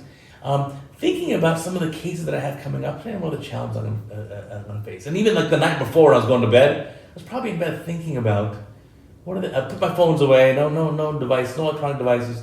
I'm thinking about, all right, here I got this tough case tomorrow, how am I going to approach that case? Kind of playing it out in my head. And then after I pre-scrub, I go into my operating room. I like the microscope set up where I want it. I adjust the oculars to what I like. A little bit of myopia dialed in. I make sure that the oculars are clean. My big wide PDs are dialed in.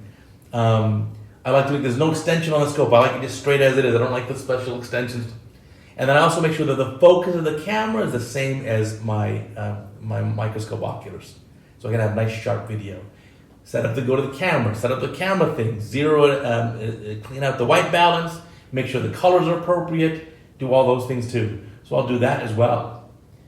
Then I'll go and I usually paste a list of my cases up on the wall. I just tape it to the wall. And I make that sheet myself. And it shows the various eyes. I've shown this on CataractCoach before. And basically it shows it. So I put the list on the wall here behind the patient. So the right eye's on this side, left eye's on this side. And then when I look at that sheet, I can say, okay, every eye, that's where the astigmatism is. Like, it's kind of my game plan, my note for that case. And anytime they bring me a lens, I confirm it by looking at that sheet, and I know exactly, because I made that sheet, I know that for sure correct. Then that's all set up, then I'll go meet the first patient. And so meet the first patient. I actually meet every one of my patients before surgery. Before you get any sedation on board, before the anesthesiologist is there, I'll come say hi to you. I confirm with you. Hey, good morning, Mrs. X. Just confirming we're doing your right eye today. We're doing that monofocal toric lens to fix your astigmatism, and we're giving you the best distance vision. That means fingertips to far away, pretty good without glasses, but certainly fingertips are close. You'll put on some over-the-counter, +2 readers. Yes, that's correct. Thanks. Then if it's toric, I may have to do some markings on the eye, whatever else. And so then obviously we still do the paperwork that you do, which is you still have to update an HEP, believe it or not, even in private practice. And I got to sign, the paperwork, whatever, for the patient. So then that's all set up. And then I'll tell the patient a little about the surgery. And I don't confuse them too much. I'll make it simple. I'll say, your only job in the surgery is to lie there and do nothing. And they say, I can do that. That's pretty easy. Okay. I say, when we go to the operating room, we'll just do some preparation. You'll see some bright lights, see some cool water. That's all the prep. That's it. The surgeon will have no idea. I'll probably say we're done with surgery, and you'll probably say to me, hey, didn't even know you started. And literally that's how and we just have a clockwork. So the anesthesiologist gives appropriate amount of sedation, the right timing intervals, and it's easy. Usually that's a milligram per percent just before wheeling back to the operating room, and then about a milligram as soon as we're in the operating room, something of this nature. And so patients have a very nice outcome. So that's kind of the process I go through for every case. And I like to just really focus on that. I don't have any other distractions. I don't drink a coffee in the morning. This is a rare exception for me today here. I like to operate NPO. I'll maybe have a glass of water, but I don't like to eat any food in the morning. I like to have an empty stomach. I think I just operate better that way. And then I know my best time to operate for cataract, or intraocular, is mornings. I don't like to do cataracts like 3 or 4 p.m. I like to do it like my A games until 2 p.m. Perfect. Feel great. First case can feel as good as the last. What about at the end of the day? Do you reflect on the cases? Or I do. Difficult ones, or yeah, for sure. So then then after that, usually I do LASIK on Mondays. So after those OR cases for cataract, then I'll go do LASIK cases, and then I'll come home, and on the drive home, usually I'll reflect on those cases. Which ones were interesting? Which ones can I use for CataractCoach? Mm-hmm. And if it wasn't that interesting, then the next week I just write over the videos and keep doing it. But yeah, I definitely reflect on. I still watch game day footage now. I want to keep learning. I'm not stopping learning. Mm-hmm. No way. So I want to watch that case and say, whoa, that was wild. Or, oh, this would be a great video. So I still do it. Mm-hmm. And this is tens of thousands of cases later. Do you think you're a rare exception to that? Like, are most established surgeons doing that, you think? Or I think most are not. Yeah. I think I'm just super passionate about what I do, and I have an interest in that, and so I think it's different. I think I think most of them, I'll probably see more as a job. Go there, get the job done, and then all right, we're done. Yeah, like what percentage of practicing ophthalmologists who are, say, 10 years in are still recording all of their cases? I couldn't tell you. I don't know a great answer there, but I hope a lot of them are. Yeah. Certainly people who watch CataractCoach, you're watching because you like to learn more. You want to learn more surgical techniques here. You want to learn and improve your game in perpetuity. And so I think that's smart. And it only helps you. So there are a lot of people who don't. You're correct. I just find that oftentimes maybe in the middle of a case, I'll make note to myself like, oh, this is something I need to work on, or I need to get better at this. But there's nothing like watching it back. For sure. For sure. I hope that I continue to record. No, you will. Yeah, we're watching a video of someone having already done what you're about to try and do for the first time. So I really appreciate when people record videos, because sometimes, we've between the three of us, we've done maybe 450 cataracts, and that is nothing close to the number of bizarre things we're going to see in the rest of our lives. So it's really helpful to be able to have at least seen online an example of someone handling a bizarre moment in the middle of a case. I really appreciate it. Well, the beauty there is you compress the learning curve. Yeah. Like one of the ones I show in CataractCoach is the fake a wound burn. And there was a resident who sent me a video about a week or two after I published the fake wound burn video. And he said, look, I had the same white smoke sign on the phaco tip because the needle was clogged. And I pulled out of the eye immediately because I remember I saw in CataractCoach that a white smoke sign indicates an impending phaco wound burn. He said, I came out of the eye, lo and behold, tip was clogged. Flushed it, went back, had a normal routine case. He says, wow. He says, thank you. And I was like, oh, I said, even better, thank you. The patient thanks you. Because you had that devotion to learning so much, your patient had a better outcome. Now your patient sees great instead of having 10 diopters of irregular astigmatism. Yeah, we're spoiled because, back, even 10, 15 years ago, there wasn't that resource. So I don't know how did you do that? There was a lot of, there were still a lot of videos available through Osher's thing, which was fantastic. But yeah, a lot of it was just kind of trial and error. It really was trial and error. And I think we're in a much better phase now where we can really learn and from the comfort of your own phone, anywhere on the planet, you can watch this video and learn it. You just have to have the drive and desire to do that. I think the difference too is I don't see ophthalmology as a job. I'm not clock in, clock out, get my check, do my work. It's a passion. I love what I do. It is not even work. There are times when I'm on vacation, And I think, gosh, it is a Monday. I wish I was out there. And my family just thinks, are you crazy? We're like, look at this beautiful view. Look at we're enjoying it. I know, but I like operating. A little crazy, but but I like it. I love surgery. When you were asking about work-life balance, I was thinking that one of the things that helps with work-life balance is if you love your work. Then, What do you think are some of the most rewarding things about attending residence, and likewise some of the most frustrating things about attending residence? Honestly, the best is seeing the residents blossom into like such accomplished and just fantastic surgeons in the community, helping so many people. I met a resident yesterday, Austin Woolley, when I was in Utah from a couple years ago. He was probably just 2 years ahead of you. So he was a senior when you were first year. Yeah. Fantastic. He's doing a great job helping so many patients. He was telling me about he did a MSICS case, which he was unable to do in residency. He was able to line one up. He had the COVID issues and all that. But luckily, he was able to do one in practice. Yeah, so I did the CataractCoach videos, and I had the patient had a beautiful outcome. The pride that I have, that I literally said, I told him, I'm so proud of you. So proud of you. And then even another story, I was there yesterday, and I was hearing a fantastic speaker from WashU in St. Louis. Stephen Couch, who's a renowned orbital surgeon specializing he gave a lecture on Graves orbitopathy, which I learned so much from, and he is an artist surgically. For a guy who doesn't do zero plastics or orbit or whatever. And I was just talking to him, and I was texting him, texting Grant Moore, who was a former resident for a couple years back, who's now doing oculoplastics in Arizona. And Grant Moore did his fellowship in Utah at a program that that Dr. Couch knew, and Dr. Couch knows of Grant. I was like, wow, I'm just so proud. So I told Grant too, like, wow, I'm so proud of talking with oculoplastics. I said, oh yeah, Grant Moore, I know him. He's fantastic. I was like, wow. So that's probably the best part. Or I told you, the most fun for me is mentoring people after the culmination of their training. Mm-hmm. Like talking to Juan Chan Lin in Las Vegas about, the practice and what he's doing now, and amazing. That's what I'm most proud of. It's like almost like having 100 kids, right? So just to see them doing their own things and being successful, that makes me super happy. In fact, I'm planning like a little mini road trip this spring. I'm going to go to Las Vegas. CC, we have a resident or two there. Utah, a couple residents there. Then we go to New Mexico, get a bunch there. Then I'm going to do Arizona, a few more, and then head back home.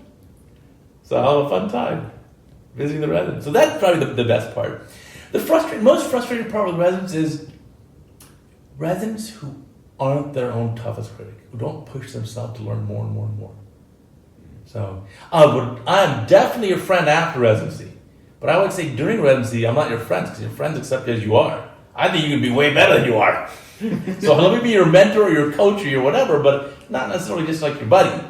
Because I got to tell you like it is. If that's a terrible incision, it's a terrible incision. Like one of my things in the awards, I was like, okay, tell the resident, you made that incision. I said, rate your incision. The resident's like, B+. I'm like, more like D-. Let's be honest here.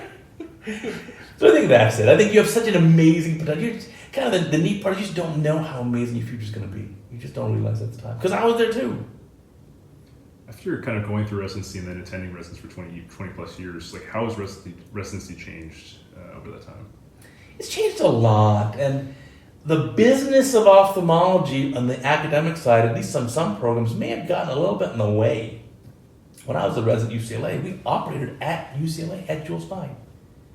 So the UOA first floor clinic there in Jules Stein was all resident run, and professors would then come volunteer there or spend X portion of the time, maybe a half day every other week, whatever it was, to attend residents there. And then if you saw an interesting case, you'd book that with an attending, and the attending there at UCLA would do his or her lineup for the day, and then your case would be added on. And so you got to do neat things, and maybe you didn't do the whole case, but you got to do a good portion of it. But I remember even doing cases with transplant with a cornea attending that we found in that case, or enucleation with a plastic stenting. And so that was fantastic, but that changed. And part of it was that maybe the business side of it, you could do more billings through there if it wasn't a resident, because residents then has to be signed by an attending, otherwise you can't bill for it. The attending has to examine the patient too, but hey, maybe we can just fill it up with fellows or young associate physician diplomats or whatever the word is, and they can just crank through the patients and we'll get paid more.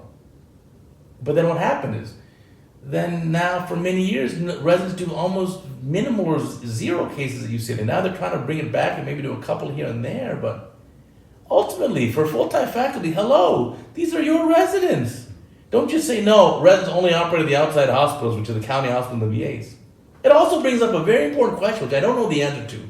So I'm going to ask a question, but I don't have a great answer. The question is it right that patients at a county facility or VA hospital are getting treatment by someone who's still in training, not board certified?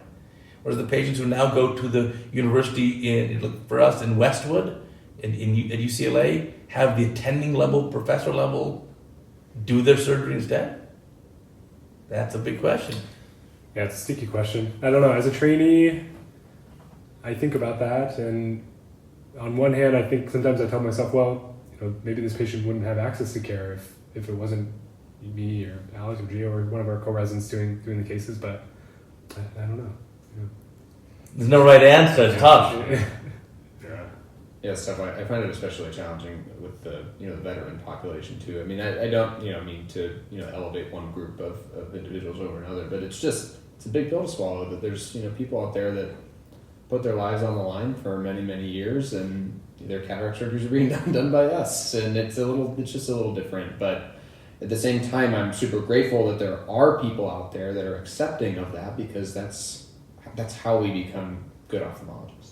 So without that setup, I don't know. But the paperwork that all patients sign when they go to Westwood to have surgery at UCLA, whether head to toe, whether it's eye or foot or knee, it says that they're going to be doctors in training, medical students, residents, interns, fellows participating in your care. You just have the faculty member just have to allow it, because there are other specialties at UCLA where I was actually very close with a urologist who did residency at UCLA, and she told me very specifically, no, there are many times let us do the case with them, and then there are a few attendings, she says, who just sit there and watch. And so it's interesting. I think sometimes we get lost in that programs, academic programs, depending on the program, need to maybe prioritize that in the training the residents, training the other medical students, interns, whatever. It's tough. There's no easy answer to any of this stuff. You got to learn somehow. Yeah. Which brings another question. How would you guys now? You have a new procedure. We just came out with a new MIGS or MIBS device or whatever it is, and you're trying to do the surgery. How do you tell the patient, you're going to be my very first one? I don't know. Do you tell the patient? I'm not so sure. Yes, you should. Yeah. You should tell the patient, but very easy. See, listen, I have done, you're having a surgery called MIGS, minimally invasive glaucoma surgery. I've done hundreds of them, or whatever the case may be. And there's a new one which I think will suit you better. It just recently on the market, we just have it available. It's a little different than the others, but it's the same class. And I'd like to use that one for you. And he told the patient. Yeah, you can have the rep in the room. Whatever. But think of it, a new IOL comes, or a new device for cataract surgery comes that I want to try use. Okay, I'm going to use it. Let's say the Zepto device, I want to use this to make your capsulotomy. Okay, maybe, there's going to be my N=1, my very first case. But trust that, with this much experience, I can handle this. And I've done the preparation ahead of time. And now all these new devices, as you know, there's always a learning first. There's videos you have to watch. Sometimes there's a wet lab involved, things of this nature. So, you gotta keep pushing that. Never stop learning. Remember, there are people in practice in the community who just say, this is how I learned it back in residency 30 years ago, and I'm just gonna keep doing this way forever. That's wrong. Don't do that. Keep learning. So, you want to make sure that the way you do surgery in the future is not exactly what you're doing now. You've got to just keep incorporate new technologies. So you can get access to them and incorporate them in your practice. And then ultimately you want to have the most tools in your toolbox so you can give every patient the best tailored approach for their specific case and their anatomy. That makes the most sense. Do you find that it's easier to experiment with new things when you're in solo practice? You're not necessarily having to negotiate with your partners about a new instrument or... Yeah, I think partners will be pretty easy. The problem is probably big groups. Yeah. Like if you're working for a big HMO group and you say, I think we should really buy this $500,000 new piece of equipment. They may say no, I don't think so. Whereas if you're in a group, a private group, and your partners all think it's a reasonable idea, hey, all right, let's do it. But you don't want to be locked into that. I think you want to be able to deliver cutting edge care to your patients. Like going back, the golden rule, right? You want to deliver the same care that you want to receive. So I'm curious where you see CataractCoach going as a brand or business in the future. Do you have new things that you want to tackle with CataractCoach.com? I do. I'm always thinking of new opportunities, new ideas, new projects I want to do. Ultimately, the bottom line goes, I always want to think what I want to listen to, I want to watch, I want to be involved with, what do I want to learn from? And so that's why I started this podcast. So these podcasts are now going to be for initially every 2 weeks on CataractCoach, second and fourth Mondays a month. Maybe we'll go to more than that. But this is a neat way of learning, especially for me being able to like play it in my ears while I'm riding my bike, working out, driving to school, driving to work, whatever it is. So I think that's something I definitely want to keep up with on the podcast side. On the video side, we're coming on this year in October. I'll hit 2,000 videos, so it's a pretty good number there. And we may end up expanding it into other aspects, maybe not just cataracts only. I may end up partnering with one of the larger media companies, not just sure yet, we'll see. But I'm not pressed. As long as I enjoy what I'm doing, I don't mind. If I can help a couple of surgeons become better, I've done my job. I don't need to rock the boat too much. But I think this is the way to learn. This is it. And you see on CataractCoach, I have now a full curriculum. Like I was going to ask about a curriculum because a lot of residency programs don't have a set curriculum for learning cataract surgery. Like, oh, do the IC, and then like, yeah, you can go to the OR, and maybe we'll back you into a case. Maybe you can like put the IOL or take out the viscoelastic or pass a suture. But there's kind of like a curriculum. So I would make a CataractCoach curriculum, right? First and third Sundays of every month, a compilation of like multiple prior videos on a specific topic. One all about anesthesia, one all about incision, one all about whatever, rexus, hydrodissection video, multiple chops of these. So I'm on CataractCoach curriculum lesson number 16, I think is the one I just recently did. IOL, loading the IOL.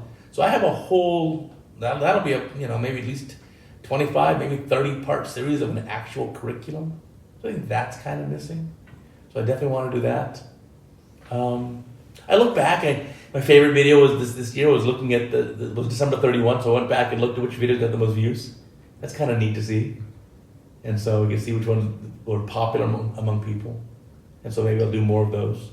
Some of my favorite videos have been not surgical videos, like the ones you talk about IOL planning. Yeah. What about, would you consider talking about the business of ophthalmology more on Yeah, we're open to anything. So I did one series of about 10 videos for the IOL Calc case series. So interesting IOL calcs. Yeah. But I didn't get a whole lot of great feedback from it. So I stopped after 10. So I could certainly do more of that. There can be a business aspect of it. Business aspect a little tougher because it's kind of primarily U.S. based or as opposed to international. Most of our listeners are U.S. based, but I track that as well. But we have a lot of Brazil, India, England. We have other countries as well that are big fans of CataractCoach. But yeah, it's grown a lot. We're up to 47,000, almost 48,000 subscribers and about 16 million views. So pretty reasonable. It's amazing. How many ophthalmologists are there worldwide? So worldwide, there's thought to be about 80,000 ophthalmologists, plus or minus. Wow. U.S., probably 15, maybe 18,000 ophthalmologists in the U.S. So it's a pretty good chunk. Now, obviously not 100% of my subscribers are all ophthalmologists, but a huge portion are. And so maybe what you've seen, we've done a few promoted videos there on CataractCoach, and so that's a reasonable thing to do also. I think if there are interesting technologies I can showcase or bring to our viewers to show them, happy to do that too. But yeah, I'm just having fun with it. Just having fun with it. I think that's for CataractCoach. For cataract surgery in general, where's it going? I think we're going to get to the point of accommodating IOLs. Speaking of promoted videos, I have a financial interest in the Juvene lens from LensGen. I was the first surgeon on the planet to do that lens in 2015 in Panama, and I've done quite a number in Panama and then in Monterrey, Mexico. And that truly is delivering accommodation. The latest result is the GRAIL study, which showed 3.5 diopters of dioptric range in one eye. And then with binocular summation, it ended up being around 4.5-ish. And that's with both eyes best distance corrected, not one eye myopic. It was pretty reasonable. And this is just the beginning. This is just they'll only get better and better. So I think we're going to have a different change in the mindset even. So no more splitting the light. I think that's going to probably take more of a back seat, and we'll do more accommodating lenses. And even like that lens is interesting. It fills the capsular bag completely. It's, you don't just have a thin IOL and the capsular bag collapses and the vitreous comes forward. Yeah, it fills, the bag stays open. And also, by miracle, it eliminates PCO. So, while you're a resident, doing YAG laser is fun. But you're in practice, it's like another YAG. Do you think we'll ever be doing in-office cataract surgery? Yeah, I think you can certainly do that. You just ask yourself, is the experience that the patient is going to get, is it going to be good? At least to your standards, or appropriate for your population. If you have a more sick or frail or elderly population, a lot more comorbidities, other medical problems, do you maybe better off having an anesthesiologist in a surgery center? If it's a complex case for sure, but if it's a routine cataract on a healthier patient, and you can end up doing that. A lot of people are starting to do that now. So I'm not sure exactly where that'll pan out. I think we'll probably do both surgery centers and office in combination. And then with time, we'll see. But I'm flexible either way. But yeah, even the surgery center business has changed a lot in the last 10 years. So that's changed too. And we're in the age now of these declining reimbursements, which are, people outside our listeners outside the US may not know that we just got another fee cut from Medicare in the year where we have like incredible inflation and cost of living has gone up dramatically. So it's interesting. Don't know how it'll all work out in the end. But the nice part is don't tell anyone. I'll probably do this for free. Some things that we're kind of told to look out for in contracts is the possibility of buying into a surgery center. Do you think that that's universally accepted as a good idea, or is it not always the right thing to? Yeah, I think it's nice to have ownership stake, have some skin in the game in that surgery center, because you can help actually guide where it's going and guide. Okay, here's what we're going to do in the center. You have an ownership stake. I think that's a smart thing to do. And like an eye-only center or multi-specialty? I think it's flexible. Depends where you're practicing. In LA, it's probably easier to do an eye-only center like ours in Beverly Hills is very much eye-only. 7 ORs just for eyes. That's a lot of volume cases. But yeah, if you're another part of if you're more rural area and it's like a multi-specialty, that's fine too. Whatever it is. But just being involved in all aspects of the care that you deliver. I think that's important. Being in charge of that. So you can say, hey, for our surgery center, no, we really need to upgrade some equipment. And give that input. Is there a conflict at all with, recommending that a patient go to a surgery center that you yourself own or own in part? No, it's all disclosed to the patient. In fact, there's a new law in California as of January 1. Patients actually have to sign a thing that explains the Physician Payment Sunshine Act. There's actually a wording from the state of California that we cut and paste exactly to stay compliant with the law. In fact, there's even a little QR code that's on the form, and the patient, no, I'm not being very serious. And the patient signed this, and they can scan the QR code, and they can see your openpaymentsdata.cms.gov and see exactly what you got paid, and it's all there. So it's a different world, and I'm happy to disclose that to patients. I tell patients on my forum, I think it's a great thing that I work with ophthalmic industry. First, which multi-billion-dollar company is going to choose a terrible ophthalmologist to work with them? None. They're going to choose the best of the best. So by definition, if you work as a consultant for one of these companies, you're probably pretty good. Really good, in fact. And then also gives you access to like the latest things, latest technologies. You get to use these things first. So I think it's a benefit to the patients. And then I write them, I always put the patient's interests first. No matter what company I'm working with, I choose what's best for that patient, and that's the surgery and the product or the device or the IOL that we use. That's it. So, lead with your heart. You'll do great. I think you guys you're starting off in an amazing career. I think it's only going to get better from here. Ophthalmology is such an amazing field. I would certainly do it all over again. I'd certainly recommend it to anyone. Certainly recommend it to my own kids. Maybe one of them will do ophthalmology, but I think it's that much of an amazing field. And it's a small little club, and I really like that. And I think we make an incredible difference in patients' lives. And to me, that's the most fulfilling part. Do you actively encourage your children to pursue ophthalmology, or do you take a sort of hands-off approach and hope they'll discover it on their own? Well, honestly, the better is more hands-off. My kids are super achievers. They're so much smarter than I ever have been. I'm not even close. So they've achieved this much without me, kind of guiding them. or forcing them one path or the other. No, they should do their own thing. Whatever makes you happy. I didn't follow my parents' footsteps. My parents were both doctors, and they didn't do ophthalmology. But I was like, no, I'm doing my own thing. I want to do ophthalmology, and I'm so happy I did. If I was doing some other specialty, I don't think I'd be this happy. So, with that said, thankful every day to be an ophthalmologist. And I think you guys, you'll feel the same way, at least once you pass that ABO exam. Then you can relax a little bit and enjoy. But no, you're going to have an amazing career. I look forward to seeing how you guys progress in your career. Yeah, it really gets better every year. I feel like, I enjoyed residency even from the start, but every single year it's just gotten a little bit better. So I hope that trajectory continues into practice, and from the sounds of it, sounds like it will. No, you chose the right field. Absolutely. You guys are going to do great. Well, let's wrap this up. I want to thank you guys for spending a nice afternoon here chatting for a couple of hours. I think there's a lot of useful information here that will really benefit our viewers and our now listeners. Again, you can find all our podcasts on Spotify, Apple, Google, Amazon, or anywhere else where you find your podcasts. Plus, this will be a video on YouTube and, of course, on CataractCoach.com. Thank you for having us. Thanks for having us. All right, guys, thank you. Wow, what a great podcast with those young residents. Those guys are the future of ophthalmology. And there's so many young doctors out there who learn so much from us.